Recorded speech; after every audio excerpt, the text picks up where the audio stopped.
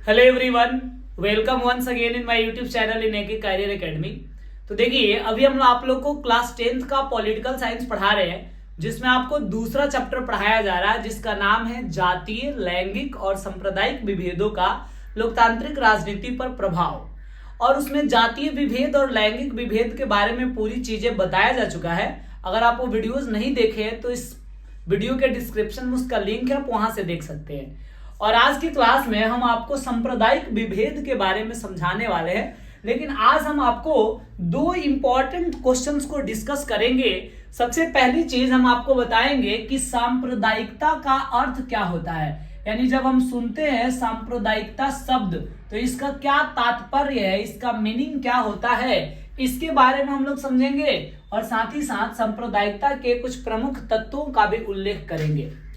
तो आपको बता दें कि सांप्रदायिकता जो शब्द है, इस शब्द का सामान्य अर्थ होता है अपने धर्म को अन्य धर्मों से श्रेष्ठ समझना।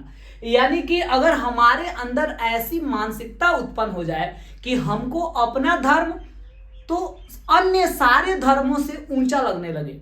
देखिए, अपने धर्म को ऊंचा मानना, अपने धर्म को अच्छा मानना बढ़िया बात है, लेकिन जब हमारे अंदर ये मानसिकता आती है कि हमारा धर्म बाकी सारे धर्मों से अधिक श्रेष्ठ है, इसका अर्थ ये हुआ कि हम बाकी सारे धर्मों को अपने धर्म से नीचा समझने लग जाते हैं। तो इसी प्रकार की भावना को सांप्रदायिकता कहा जाता है। और जब ऐसी भावना हमारे मन में आती है तो अब हम क्या करने लगते हैं कि अपने धार्मिक हितों के लिए, अपने राष्ट्र हित का भी बलिदान कर देते हैं। तो अपने धार्मिक हित के लिए, यानी अपने धर्म के भलाई के लिए हम अपने राष्ट्र हित का बलिदान कर दे, अपने देश को क्षति पहुंचा दे, नुकसान पहुंचा दे, तो ऐसी भावना ही सांप्रदायिकता कहलाती है। इसी को हम सांप्रदायिकता का नाम देते हैं।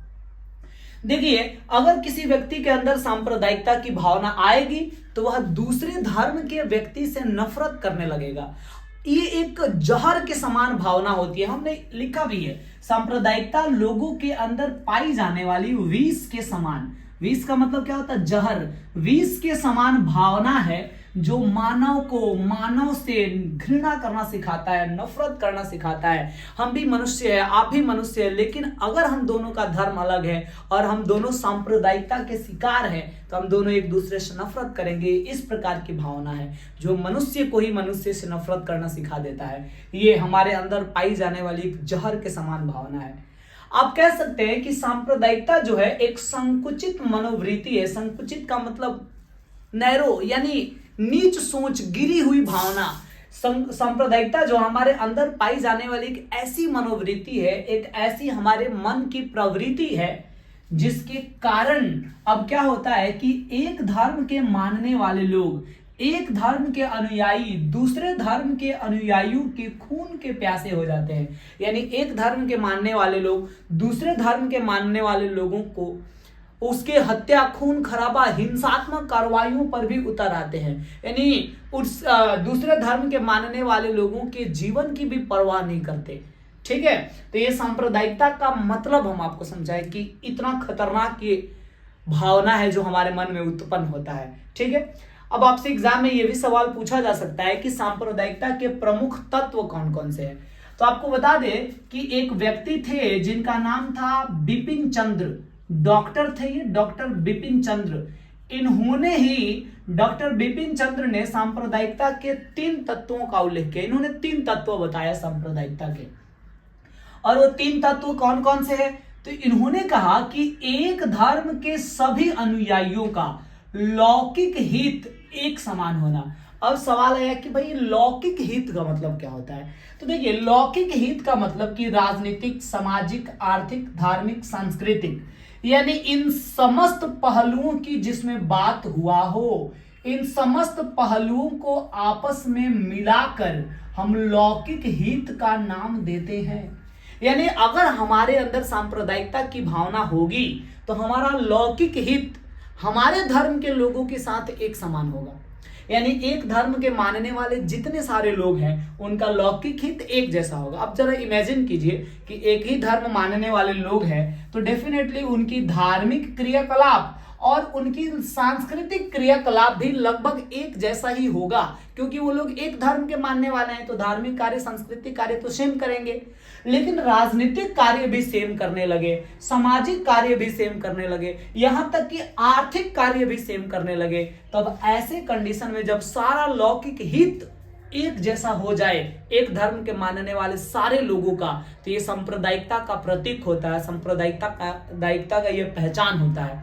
तो सांप्रदायिकता का पहला तत्व ये हो गया कि एक धर्म के सभी अनुयायियों का, एक धर्म के मानने वाले सभी लोगों का धार्मिक और सांस्कृतिक कार्यों के साथ साथ राजनीतिक, सामाजिक, आर्थिक सारे कार्य एक जैसा होने लगना। दूसरी चीज कि विभिन्न धर्म के मानने वाले जो लोग हैं, अलग अलग धर्म के मानने वाले जो अनुयायी हैं, इन लोगों का लौकिक हित अलग अलग होना।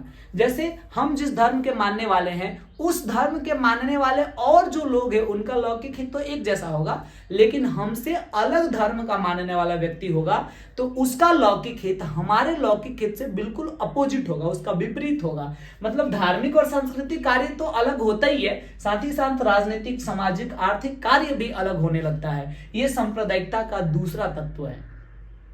अब देखिए, इससे कुछ ज्यादा परेशानी का ये विषय नहीं बनता है, ये उतना ज्यादा दिक्कत महसूस नहीं होता है इन दोनों तत्वों के कारण, लेकिन परेशानी बढ़ जाता है जब ये तीसरा तत्व की हम बात करने लगते हैं। यानी विभिन्न धर्म के अनुयायियों का लौकिक हित अलग अलग है। भाई अपना धार्मिक सांस्कृतिक कार्य अलग कर रहा है, राजनीतिक, सामाजिक, आर्थिक कार्य तो अलग अलग नहीं होना चाहिए, लेकिन कर रहा ठीक है, कोई खास फर्क नहीं पड़ेगा।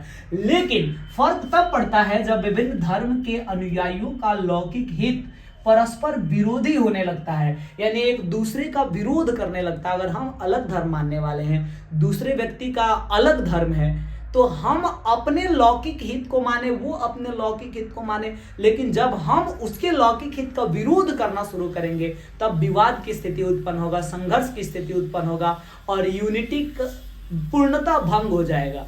बात समझ में आया? तो सांप्रदायिकता के ये 3 प्रमुख तत्व है जिसको हमने डिस्कस किया। तो आज के क्लास में हम आपको ये 2 इंपॉर्टेंट प्रश्नों को समझाए और आज हम इतना ही रहने देंगे।